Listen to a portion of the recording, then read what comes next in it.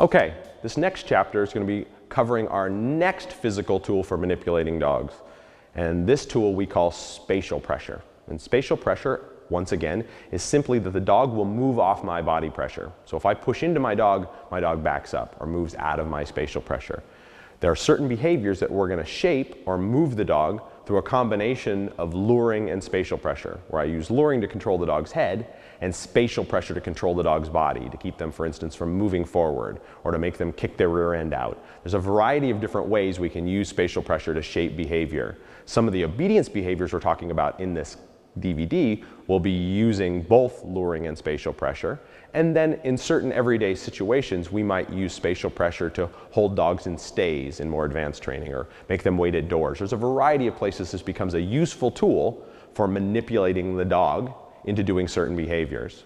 And so now we have our communication system, our markers, which allow us to tell the dog when they're right and wrong. We'll have luring, and then we'll have spatial pressure.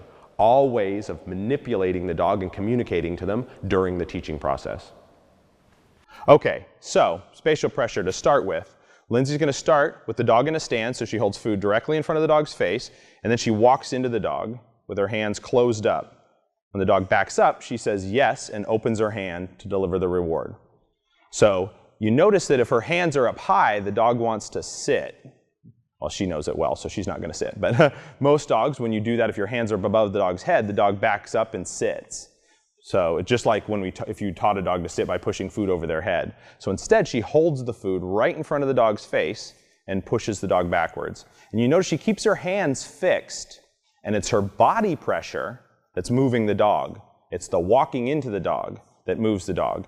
And she keeps her hands centered also, which keeps the dog from going sideways. The dog backs straight up because her hands are centered, and she kind of put her feet wide like this and do it so she doesn't step on the dog's feet, right? If you try to walk straight in, you're walking straight towards their feet and you wind up stepping on their feet.